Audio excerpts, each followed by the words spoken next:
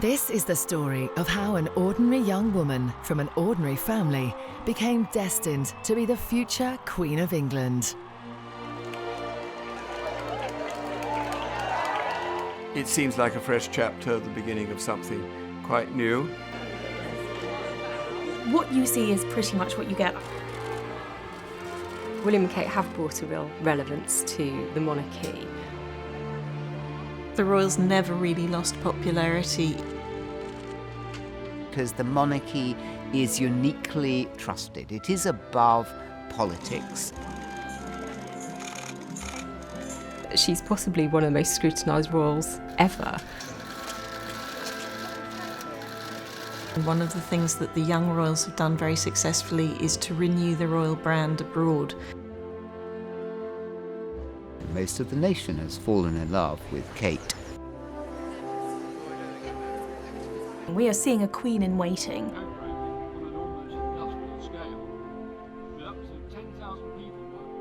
Well, in terms of the Duchess of Cambridge, what you see is pretty much what you get. I've met Kate now on quite a few occasions. She's very kind, she's very thoughtful, she's very easy to get along with.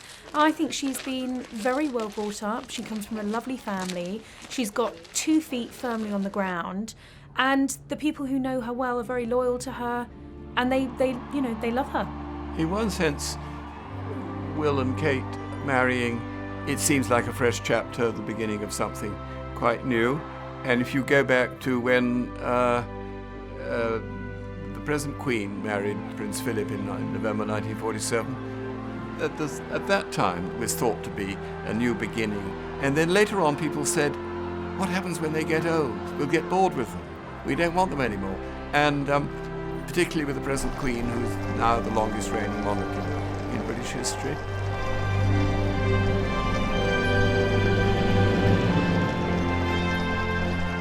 On the contrary, as her reign has gone on, the affection in which she's held gets deeper and not less. This suggests the monarchy has very deep roots, and these periodic refreshments of young blood do it nothing but good, but it still goes on just the same. Thank you very much. That's very kind. Is it been like this for a few days? Yes. It's not like this in London, so we're making the most of it. I think William and Kate have brought a real relevance to the monarchy. They're young, they're very good looking. Kate certainly injected quite a lot of glamour, but more importantly perhaps they're working on subjects that are very relevant to the younger generation at the moment. So in their charity work they're focusing on things like mental health, wildlife conservation, and even things like cyberbullying, which is a real modern day issue. The former Kate Middleton has done a remarkable job in being the wife of William. In almost every circumstance that she finds herself in, she acts with a charming combination of good nature and a proper sense of the dignity of the occasion. At some date in the future, Prince William will become king. Kate by his side will be Queen Consort. Well, there are 2 roles to a future queen. One is to produce heirs, which she has done, and one is to learn how to one day become queen, and that is very much what we are seeing. We are seeing a queen in waiting. We are seeing the Duchess take on more duties, more royal engagements, more of a public profile than ever before. She's taking on more patronages. She's taking on patronages from the Queen and from the Duke of Edinburgh. Now, this is all very deliberate, very much a part of the palace machine, bringing her from the shadows of Anma into the forefront, into the spotlight, because they're very clever. They realise the power of Kate. They realise the potential of William and Kate as this young, glamorous, dynamic duo who actually do have the ability to reshape and project the monarchy into the future.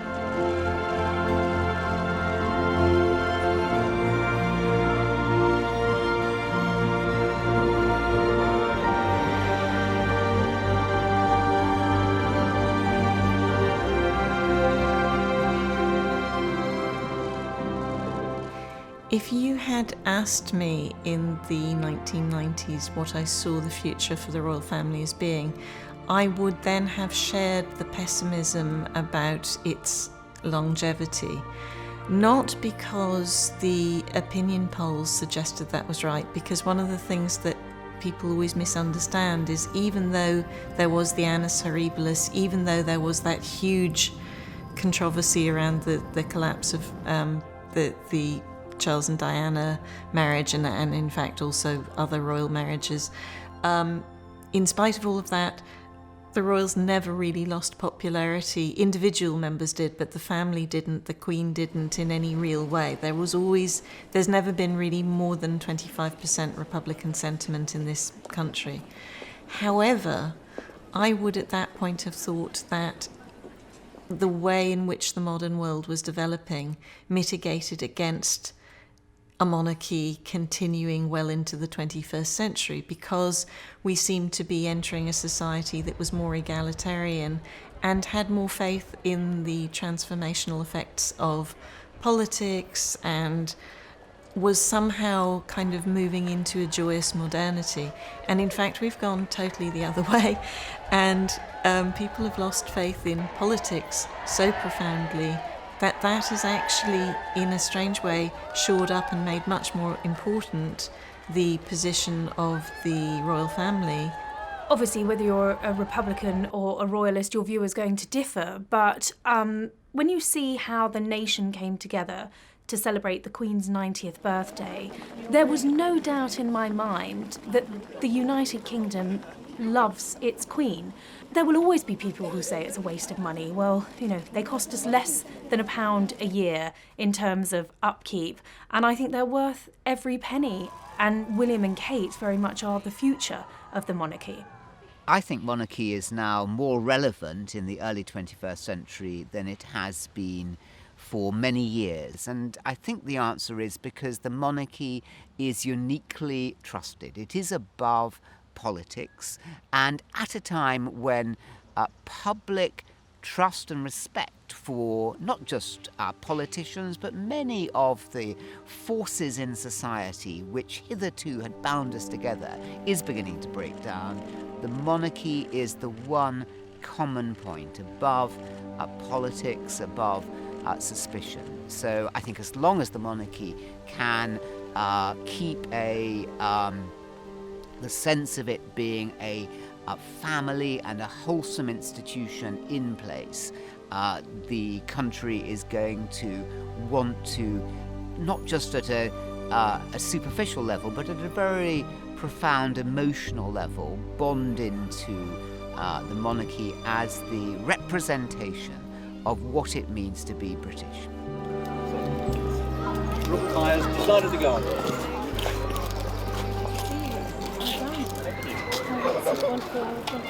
Yes, and it's lovely to see children. And it's so yeah. So and have you got children yourself? I've got 3 boys actually who've seen it today for the first time, but they're very excited. How old are they? Well, they're a little bit. They were about the right age when we started the project. Now they're teenagers, hulking teenagers. So you had them in mind. Exactly, testing it out on the computer. Well, I think that Kate's family background has been very helpful to the image of the monarchy and to William and Kate. It's that happy family, that, everybody getting along well, being supportive of each other, which the Middletons are. And I think that's been a considerable help. The fact that she's young and she's known only the years of peace and relative prosperity might suggest that, she hasn't got that kind of experience of life. But then if you look at her family, you'll see that it's really much more interesting and reflects such a huge variety of English history. Her grandfather was an RAF pilot in World War II and helped to nudge the wings of the V1s when they came over London, away from London. Her grandmother was at Bletchley with her twin sister and received the news of the Japanese surrender. And you can trace all the way back the idea that to be middle class as to come from nowhere. They come from a great number of different parts of English history, and so, you know, she is not from nowhere. You can trace her all the way back, her ancestry, back to Harry Hotspur, who died in the Wars of the Roses. So this is a family, like many families, who have deep roots in the nation's history, and the fact that she's young is nothing but a good thing. Well, we must always remember that Catherine's great-great-grandfather was a miner, a coal miner in County Durham, in fact. He worked in a mine beneath Queen Elizabeth, the Queen Mother's estate in County Durham. It's rather a romantic connection there.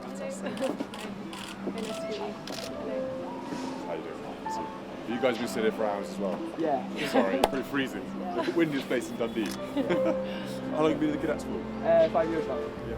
It's quite something to think that they had to climb all the way up to the top all the time. Well, they only lost one seaman in the first expedition, and he was in the crow's nest and fell from it.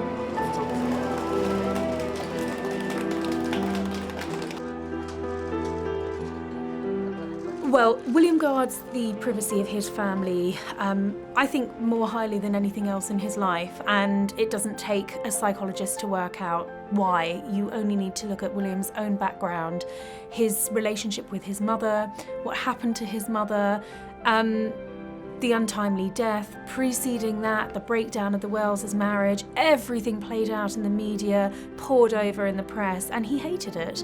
And you can completely understand why. All he wants is a quiet family life out of the spotlight.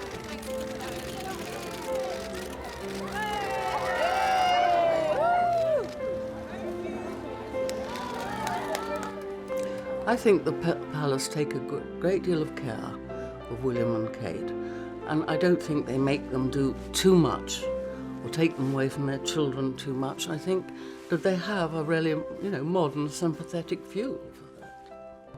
But I think he really understands that there's a huge public interest in their lives and affection towards them as a result of that, and that the media is necessary, certainly when it comes to conveying messages.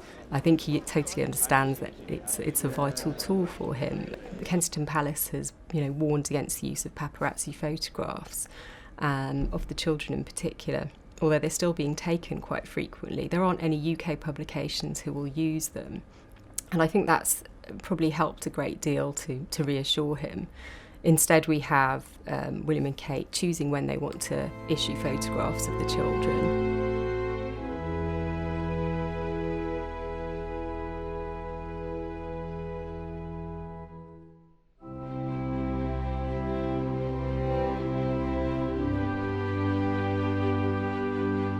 They have taken George on a public engagement in the UK for the first time. He went to the Royal Military Air Tattoo with his parents, and I think that's something we're going to see increasingly. So I think it's very much a case of him wanting to protect them while they're very young, and just do things in a way that he feels comfortable with.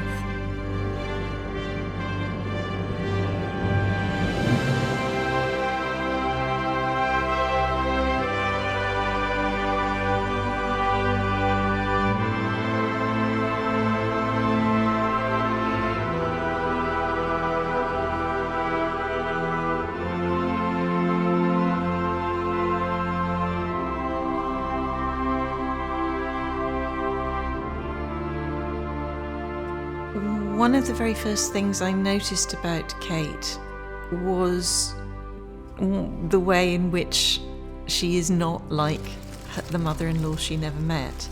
And I think that will actually help her a lot, both in her sort of non-role as Queen in Waiting and eventually as Queen. She is extraordinarily self-possessed, somebody who's very comfortable in who she is and very self-assured, which just with that level of attention she gets is incredibly important. So I think that self-possession, that self-confidence, that sense of who she is will be extraordinarily useful. When I first visited the hospice in Milton, I had a preconceived idea as to what to expect. Far from being a clinical, depressing place for sick children, it was a home. Most importantly, it was a family home. A happy place of stability, support and care. It was a place of fun. I see Kate's confidence increasing as she gains an experience over the years. She's going to be speaking more in public. She's in a difficult situation because I think she's not always able to be completely spontaneous in front of the cameras, and you have to remember that she's possibly one of the most scrutinised royals ever because of the rise of smartphones and social media. Any tiny slip-up or mistake she might make could go viral within seconds. And she must be really conscious of that, which must be a challenge. But when you see her interacting and engaging with people up close, you know, you really get a sense of warmth and of genuine interest. She's someone who does a lot of research. She reads up on everything to do with the charities she's visiting. And I think to the people she's engaging with, that must really come across well. Kate has shown herself to be a wonderful addition to the royal family. In a more egalitarian society, Kate has the natural connection with ordinary people that may well prove to be both the salvation and preservation of the monarchy. I think the times we see Kate really relaxing are quite often the most informal moments, when she's getting involved in some kind of sporting activity, particularly when she's competing with William at something, or when she's interacting with small children, and you get these fantastic fun facial expressions. She looks to be really enjoying herself. And I think that's when you can really imagine what she's like behind closed doors.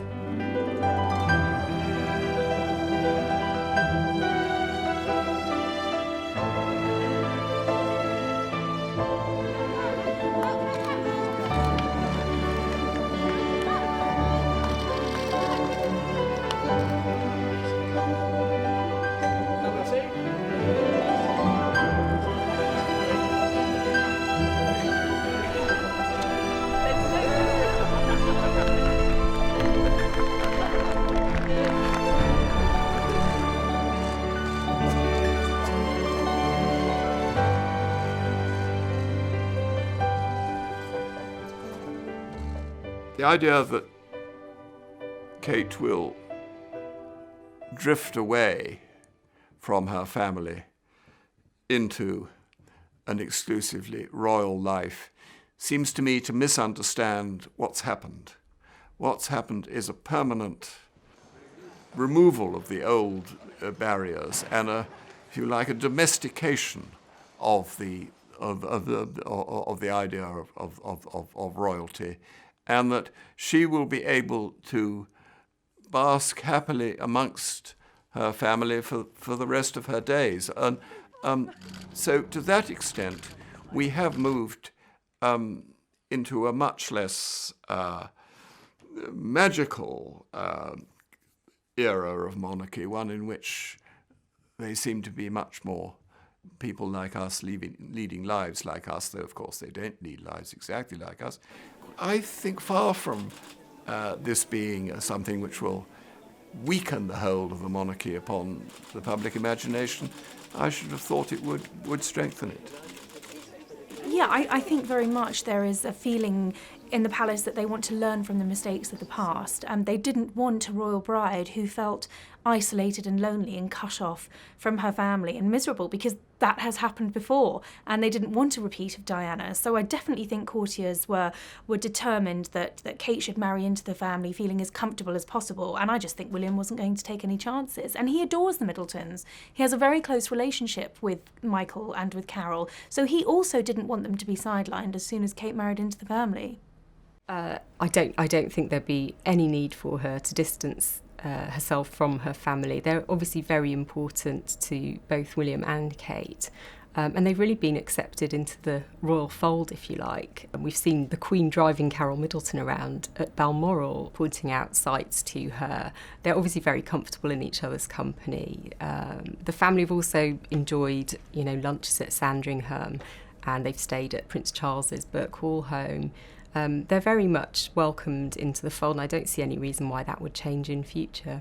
I think that William found the home life of the Middletons tremendously reassuring and appealing, and I think that's an atmosphere he wanted to reproduce in his own home. And I think that's been very important to him. In previous generations, the imperious tug of the court would have ensured that the incoming princess would have been swept up into the court with all its protocol and formality. And this clearly hasn't happened in this case, and obviously the fact that the Middletons are clearly a happy family unit has a lot to do with it. I think, again, that is a sign of general change, because I think in previous generations the new princess would have been pulled into the court much more. And indeed, that happened vice versa with Prince Philip, who felt that he was becoming a mere appendage. But he, of course, had no home at all. And you have to remember that he came from a home which was broken in the most spectacular way, that his mother became a nun, and his father became a playboy in the Riviera, and he had no family at all. There couldn't be a greater contrast between that and Kate Middleton's upbringing.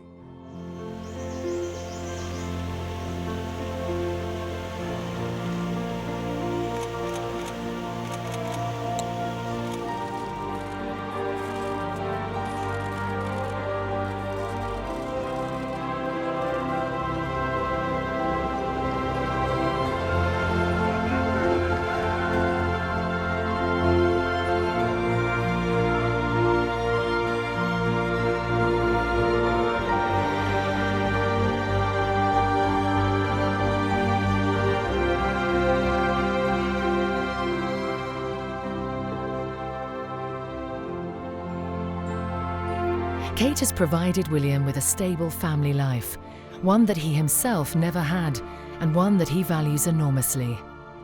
Much as he loved his mother Diana, and much as he still loves his father Prince Charles, William never knew the simple pleasures of a warm, settled and happy family life.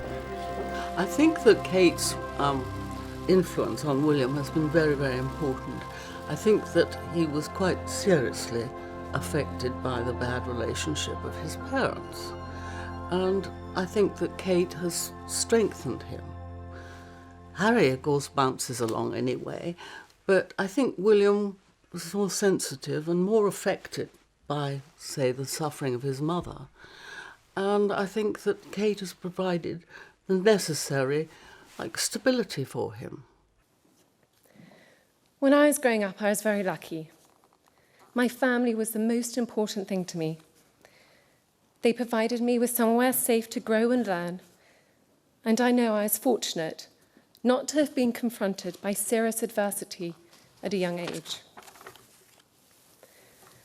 For some children, maybe there are some here today, I know that life can sometimes feel difficult and full of challenges. I think that every child should have people around them to show them love and to show them kindness and nurture them as they grow. Don't be under the illusion that she's a wallflower, because she's not. She's very strong, she's very confident, and I think she has a real clarity of vision, and I think William depends on that hugely. So she has brought a huge amount to William's life. She has filled William's life with love and happiness and security, and she's given him the family life through her own family, just regular things that he never got to enjoy, but he is enjoying now, and I think she's made him incredibly happy. William and Kate's marriage is very much a love match, and I think they seem incredibly happy together. You can see a huge amount of affection between them on engagements. You know, there's often an arm around one another, looks that they share, and I hope that's going to last. I think they've certainly, got a fantastic example in the Queen and the Duke of Edinburgh, and I think because William experienced his parents' difficult marriage, he's very keen to not repeat that scenario, and I don't think that it will ever happen. Kate has hugely boosted the popularity of the monarchy. I think people find it very appealing that she's someone from an ordinary background who has joined the ranks, if you like, and is perhaps able to bring her experience of a so-called normal life to the royal family, and it's something I think that particularly William really appreciates. He's always said that he wants to give their children as normal an upbringing as possible. How's that? Look, she's going to put a mane. She's got a mane nicely done. Give her a stroke first. Give her a stroke and then you come on. The Windsors are, among other things, a brand, and brands need renewal. And one of the things that the young royals have done very successfully is to renew the royal brand abroad.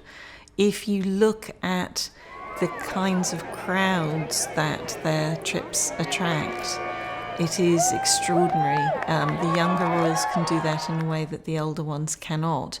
I include in that Prince Harry. I travelled to the US with David Cameron in 2013, and I was in New York with David Cameron when we met up with Prince Harry, and there was this extraordinary scene somewhere in the middle of Manhattan where Prince Harry sort of suddenly came around the corner, and I'm standing there with the then Prime Minister of the UK, and there was a screeching like you'd get with a Beatles concert in the 1960s.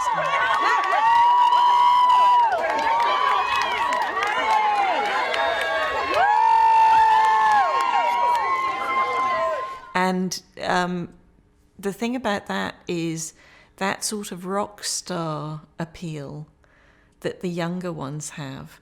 It's incredibly detached from who they are as people, but it is also incredibly potent, and you see it in the level of coverage they get, not just the crowds they attract, but the amount of column inches. So yes, clearly that has an impact on the brand, and in the sense that the brand is most closely identified with Britain.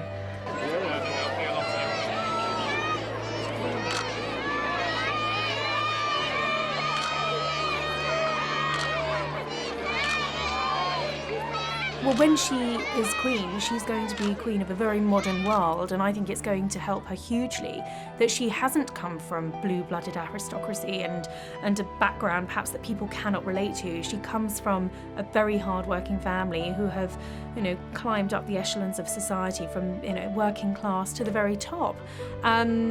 She hasn't got above her station. She is very approachable. That air of normality and ordinariness that you see in her, I think is what makes her real to people. She's very solid, she's very consistent, she's incredibly loyal, she's incredibly discreet. All of these things that we've seen over the years, she's been an amazing companion and girlfriend and now wife to William. They are a partnership.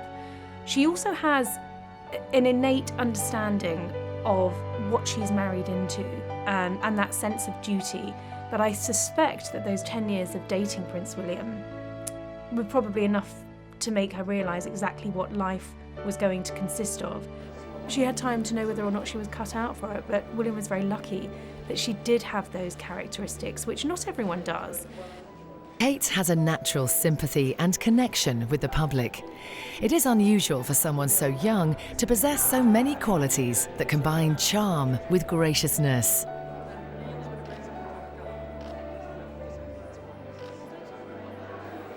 I just wanted to say how delighted I am to be here this evening to celebrate the fantastic work of the National Portrait Gallery. The gallery's achievements are exceptional. They hold the most extensive collection of portraits in the world, and their unique and brilliant exhibitions never fail to inspire us all. She's the sort of girl who will walk into a room and light that room up.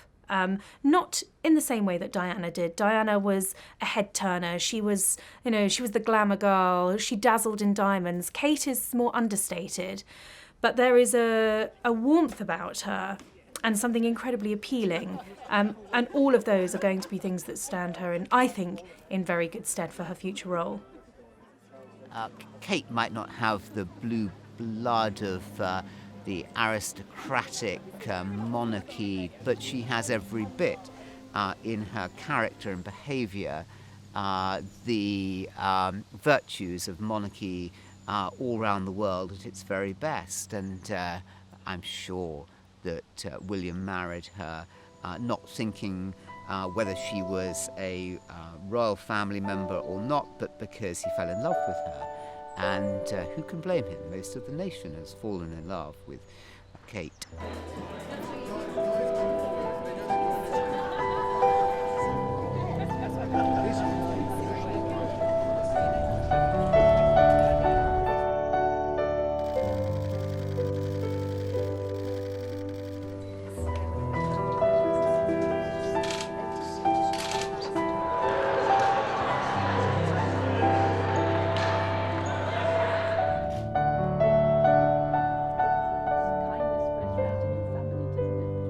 I don't think that there's anything at this stage that I could teach Kate about being a member of the royal family, because she clearly took to it very quickly, but she also had this very interesting period in her relationship with the prince where they split up and then got back together again, which was very clearly a testing period, a proving period, something where she'd already been through the baptism of fire in terms of what it meant for destroying any chance of a private life she would ever have.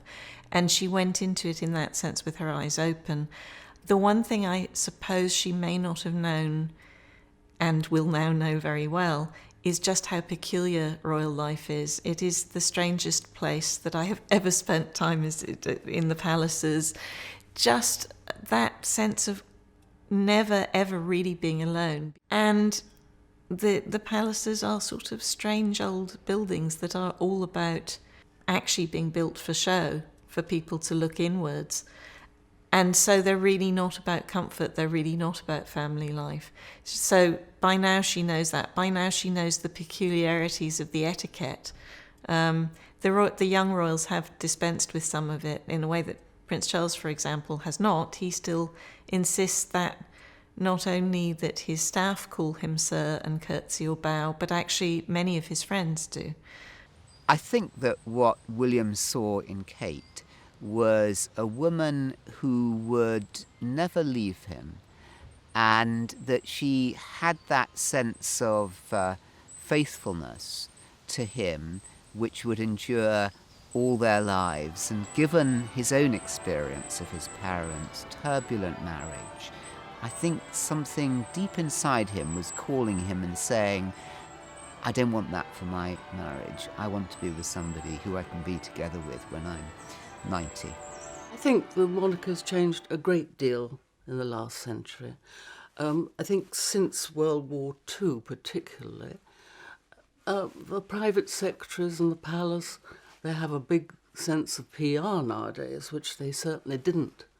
I remember the Queen, she had a press secretary who said to a group of American journalists, I'm not what you journalists would call a public relations man. That was the press secretary speaking. So there was that mentality, very sort of built-in mentality at the palace, not necessarily by the Queen herself. But that has changed a great deal, particularly after the annus horribilis, when Diana died. I think that gave the system a big shock.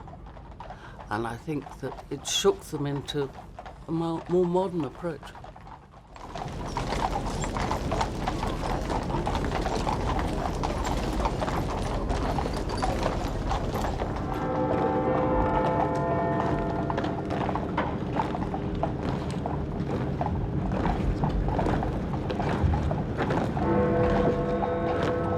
I think the life and death of Princess Diana is simply a tragedy whose seeds were laid, seeds were sown even before she met Prince Charles. I think she had a very bad start in life, and things went badly wrong, and went badly wrong in the most public way imaginable. And the funeral of Diana was one of the most heartbreaking events in British life in the whole of the last century, and everyone felt this. And I think, although she's now not spoken of nearly so much, I think it was quite a trauma whose effect is still being felt.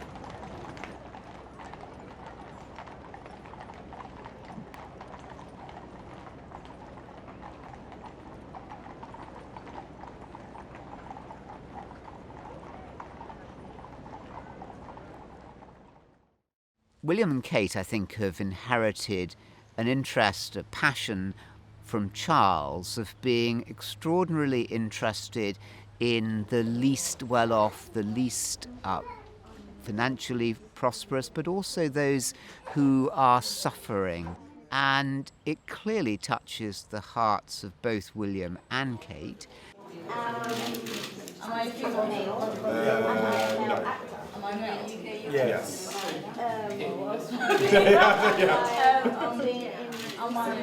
This is utterly genuine, and they want to use the authority of their offices, their status, to see if they can touch the lives of those who are mentally suffering and try to bring them some light, some release, some joy into their troubled lives.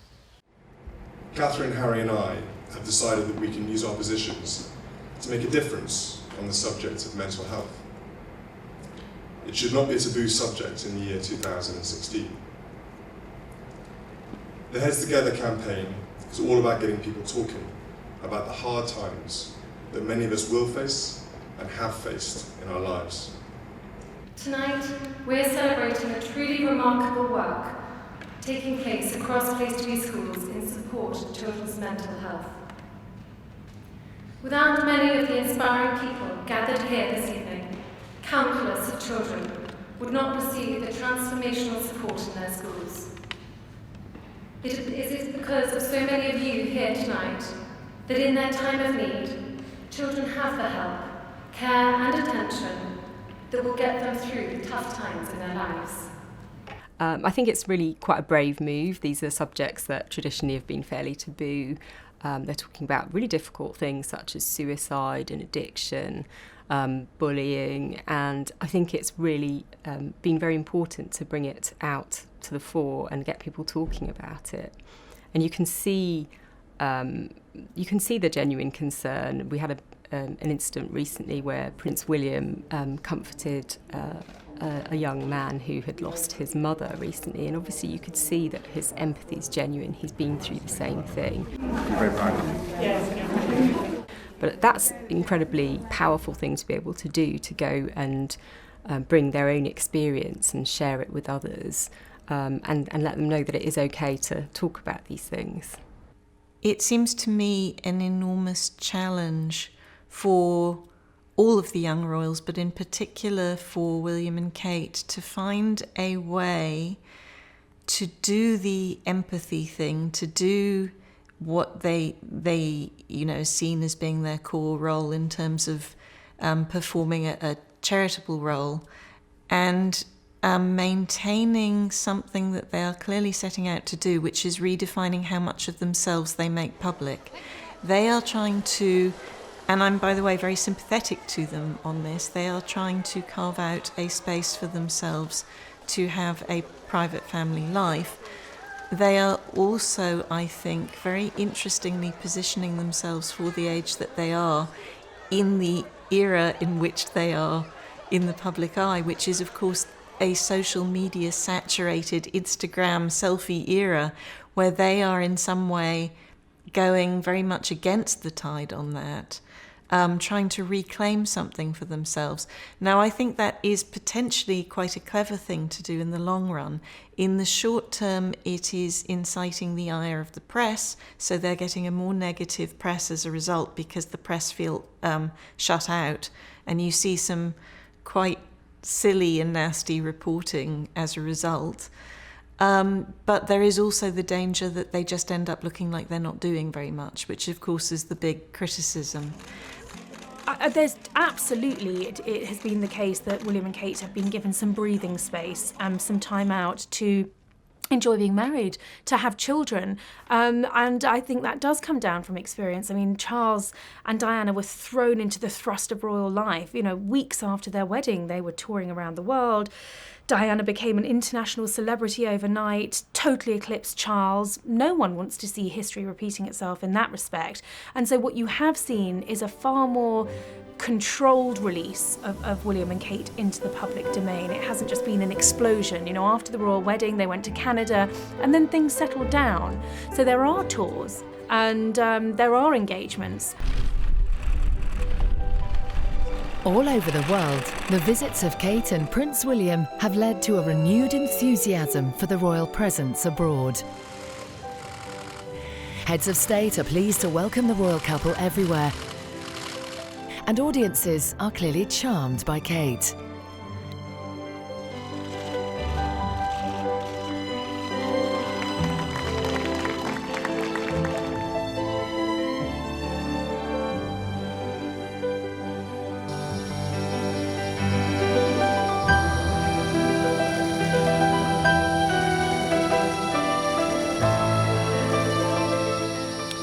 The busy foreign tour programme of William and Kate, I think, became even more important after Britain decided in the referendum vote to leave the European Union. And what better emblem, rather than the Prime Minister of the day, the come-and-go Prime Ministers who pitch up, but are little known by the public in these far-off lands, but the images of Kate and William are known every bit across the world, so they have an extraordinarily valuable role to play in ensuring that the future of Britain in the uncertain world into which we're going to be going will be as good, as strong and as high as possible. William and Kate are already travelling a great deal throughout the world. They're visiting many of the realms and countries that they're going to be visiting for decades to come. And their visits are enormously popular. But Kate in particular seems to really capture the international imagination. She has fans all over the world. That's going to stand her in great stead in years to come. And she's going to be able to grow this, soft diplomatic power, which will be perfect for her role as Queen. One of the things that has been very interesting for me, because I covered the royals for such a long time. I first started covering the royals in the, early 90s and covered them, right the way through to now. So I've seen the evolution of royal press management, and I have seen in it become much more sophisticated, much more aware of the issues, but they even so cannot even begin to keep up with what's going on in the development of the press and the development of the world at the same time. In the early days, and why they got so blindsided by having Princess Diana, they're actually working against them and having her own direct line to the press. But in that era, that was the end of the era of deference, where you could say to an editor, "Don't run this," and an editor would not run it. You could put out statements and say, "We will not answer any more questions on this," and that would be the end of a story. That is so far gone. That was the royals themselves helped to blow that out of the water, the collapse of the royal marriage. And so now you have them operating in this take no prisoners environment, where even if the royal press managers can stop the mainstream media from reporting things that they don't want, or can encourage them to report things that they do want, they have no control over the wider online world. And that is huge, and it also presents very new and big challenges for the royals.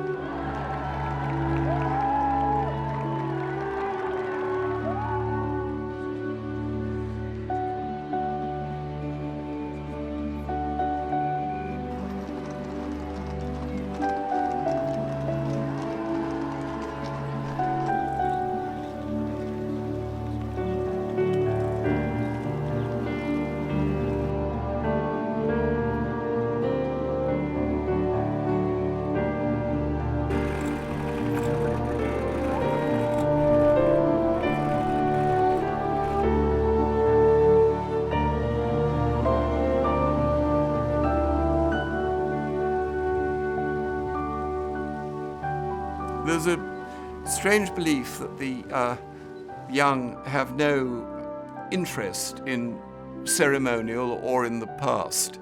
And I've lost count of the times in which people have said, oh, let's stop doing this commemoration, the Remembrance Day or whatever it is, because it won't appeal to the young. And the same is true of the monarchy, that this is an institution whose roots lie too far in the past to interest the young. But every time, every generation proves this to be wrong, and that the crowds at Remembrance Day and at royal events remain as large as ever and as filled with the young as ever, because the idea that the young have no sense of the past is one of the greatest of all modern illusions. The current position of the monarchy in Britain was pretty much defined by Queen Elizabeth II and by her father George VI as the focal point for the nation, not just at times of crisis and war, but at times of reflection, but even in a day-to-day way. There's a sense in the British public that they have an almost religious reverence for the monarchy in a way that they would never have for the political masters. Well, I think the royal family is in a very unique position in that, the Queen is on the throne because it was her God-given right. But I think that is now seen as quite an antiquated concept. I think certainly if we're looking into the future towards King William and Queen Catherine, it's not going to be seen as a God-given right. They're going to need to justify being there. They are going to need to be a king and queen of the people, figureheads, representatives for the UK, hard-working members of the royal family. And actually, one has to respect the Queen hugely for that, because I don't think she takes her position for granted at all. The image that is being cultivated of William and Kate now is going to be very important several years down the line, because all of this will reflect our opinions of them as a future king and queen. My prediction, I'm happy to make a prediction, is that you will see the royal family continuing, but the royal family slimming down and paying more and more attention to looking like value for money. And what sort of queen will Kate be? Will her easygoing manner be an enormous change to the style of the British monarchy? The memory of Princess Diana shines down as an alternative way of being royal that tragically was never to find full expression. Will Kate be very different as queen to what Diana might have been? And how different a court will Kate preside over with King William to that of the court of the present queen?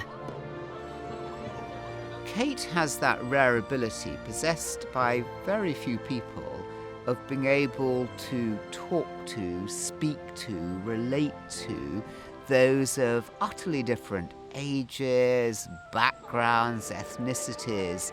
It's a magical talent that is infinitely precious, really. And you either have it, I think, in life, or you don't. Most people don't. Kate does. It's impossible to tell what sort of queen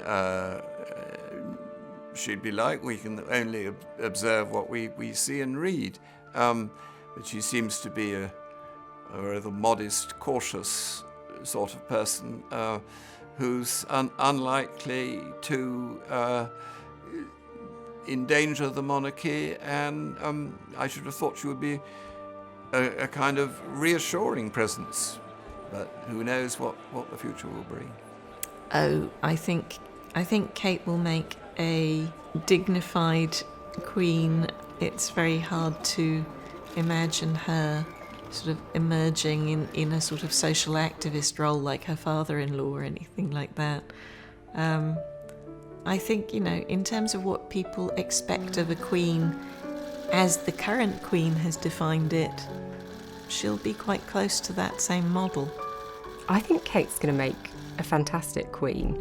I think she is hugely interested in the causes that she supports, and I can imagine her giving that level of commitment to the role in future. She's got great diplomatic power.